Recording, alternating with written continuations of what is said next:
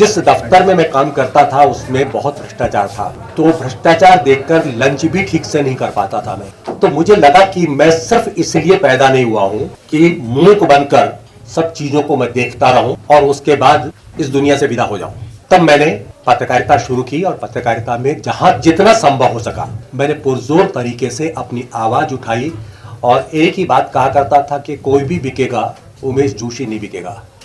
कुछ लोग कहते हैं कि ईमानदार आदमी तब तक है जब तक उसको बेईमान होने का अवसर नहीं मिलता। मुझे तो अवसर भी मिले और मेरा खुला चैलेंज है आज भी हरियाणा के लोगों का, 10 साल हेड रहा हूं 3 चैनल का, कि कोई आदमी ये साबित कर दे 1 रुपए से लेकर और 1 लाख, 10 लाख, 20 लाख रुपए तक, और पत्रकार किससे ज्यादा शायद हैसियत भी नहीं होती है, कि उन्होंने मुझे रिश्वत दी हो और खबर करवाई हो। इसलिए मैं हर पत्रकार से एक ही बात कहता हूं कि अगर ईमानदारी है तो पत्रकारिता कीजिए, वरना अपने घर बैठिए, क्योंकि ईमानदारी इंसान का बुनियादी धर्म है। परिचय करवाने की जरूरत नहीं पड़ती है। बेईमान हो तो बताया जाए कि यह आदमी बेईमान है, लेकिन अब उलट है, मूल धर्म से लोग भटक गए हैं और पत्रकारिता भी एक ऐसा पेशा हो गया है जो सिर्फ पैसा कमाने के लिए, जबकि ये पेशा पैसा कमाने का नहीं था, ये सिर्फ समाज सेवा का पेशा था। आदरणीय मलिक साहब का बहुत बहुत धन्यवाद और आभार, उन्होंने मुझे इतना सम्मान दिया। और सभी महानुभाव, मीडिया के लोग, वकील साहब, जुडिशरी के जितने भी लोग हैं, उन सबको मेरा सादर प्रणाम। और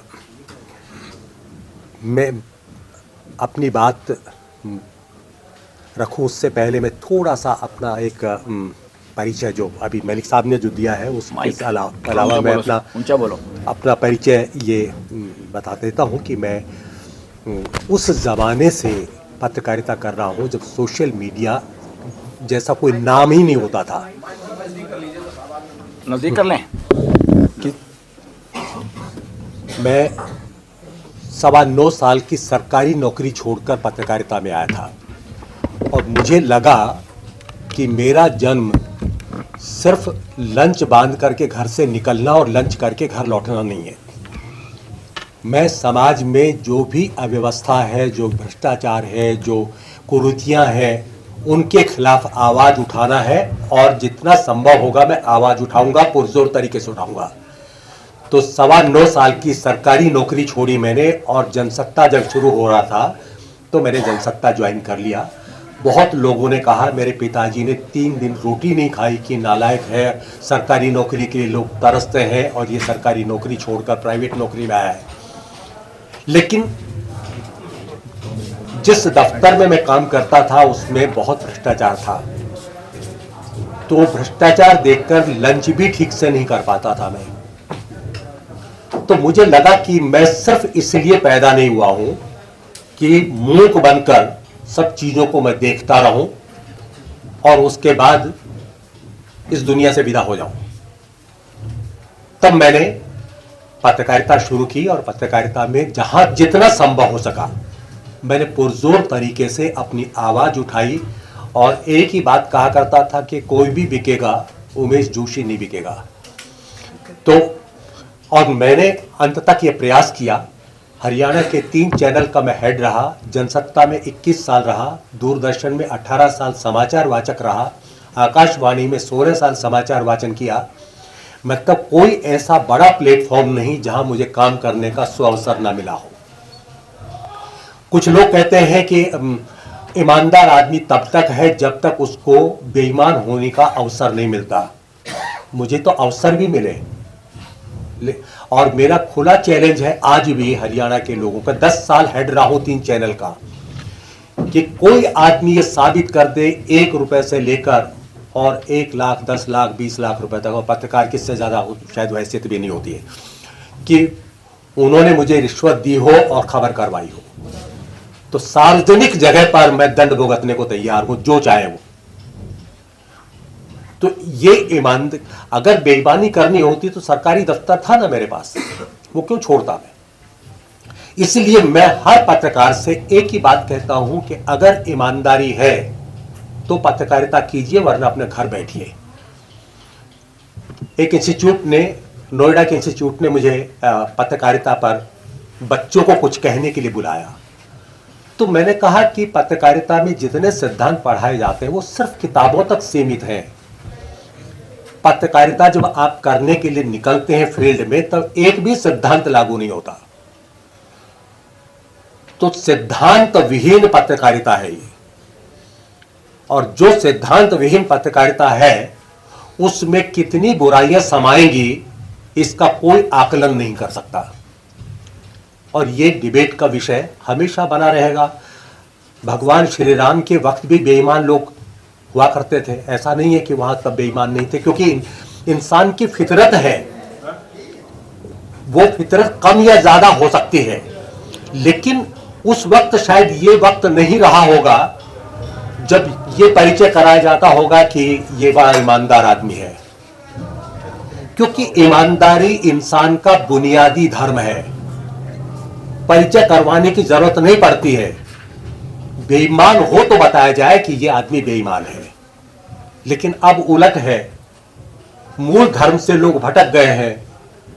अब पत्रकारिता भी एक ऐसा पेशा हो गया है जो सिर्फ पैसा कमाने के लिए, जबकि यह पेशा पैसा कमाने का नहीं था, यह सिर्फ समाज सेवा का पेशा था।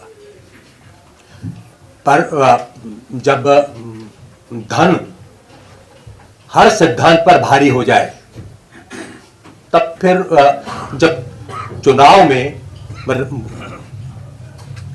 धन बल सबसे ज्यादा भूमिका निभाने लगे, हर जगह पैसे की पूछ हो, हर जगह पैसे का सम्मान हो, तो फिर ये पेशा भी कोई अछूता थोड़ी रह सकता है। मैं कई बार कहा करता हूं कि भाई कॉलेज स्कूल में जो हमें शिक्षा दी जाती थी वो हमेशा बताया जाता था ईमानदारी के रास्ते पर चलो, ईमानदारी से बड़ा कोई धर्म नहीं है, बेईमानी मत करो, बेईमानी करना पाप है। लेकिन किसी भी संस्थान में बेईमानी करना नहीं सिखाया जाता। ऐसा कौन सा संस्थान है जो बेईमानी में पारंगत बना देता है लोगों को, भ्रष्टाचार में पारंगत बना देता है? वो संस्थान मुझे आज तक नहीं दिखाई दिया। जो पढ़ा है हमने वो हमने सीखा नहीं, जो नहीं पढ़ा है वो सीख गए। वो कैसे सीखे हैं ये नहीं पता। तो जब तक हम एक पीढ़ी, ज्यादा नहीं, एक पीढ़ी जब तक हम ईमानदार तैयार नहीं करेंगे, तब तक हम आगे ईमानदारी की कल्पना भी नहीं कर सकते। मेरे वक्त से लेकर मैंने 1982 में दूरदर्शन में समाचार वाचन शुरू किया था, तब बहुत लोग तो पैदा भी नहीं हुए होंगे। और 1983 में जनसत्ता शुरू हुआ, तब मैंने जनसत्ता से काम शुरू किया, 21 साल रहा वहां। तब से लेकर आज तक पत्रकारिता में बहुत बदलाव आया है, जमीन आसमान का बदलाव है। 21 साल में खबर सेंसरशिप के नाम पर, खबर रोकने के नाम पर मेरे 21 शब्द भी नहीं रोके गए। इस बात का मुझे बड़ा गर्व है कि मैंने ऐसे समय में पत्रकारिता की जब कोई अंकुश नहीं था, आपने जो लिखा वो फाइनल था। और पत्रकार, मेरे संपादक कहा करते थे आप पत्रकार हैं, दूसरे पेशे की तरह से आप भी अपना एक पेशा कर रहे हैं। आप कोई तोप नहीं है, तुर्रम खा नहीं है कि जो समाज में आप एक अलग तरह का अपना स्टेटस लेना चाहेंगे कि मैं पत्रकार हूं इसलिए मुझे ये मिलना चाहिए ना। उसने कहा आप भी नौकरी कर रहे हैं। लेकिन आज तो मतलब जब से ये लोगों में एक भावना आई है कि अरे मैं तो कुछ अलग ही किस्म का प्राणी हूं, मैं तो पत्रकार हूं, मुझे सरकार से ये सुविधाएं मिलनी चाहिए, मुझे ये भी मिलना चाहिए, मुझे ये कोई कैसे मना कर सकता है। तो वो जिस दिन फीलिंग आ जाती है, बस हमें सिर्फ ये देखना है कि हम वो काम करें जिससे समाज को एक सही दिशा मिले, समाज को सही खबर मिले। खबरों के साथ घालमेल नहीं होना चाहिए, खबरों के साथ भेदभाव नहीं होना चाहिए। और खबर खुद बोलती है।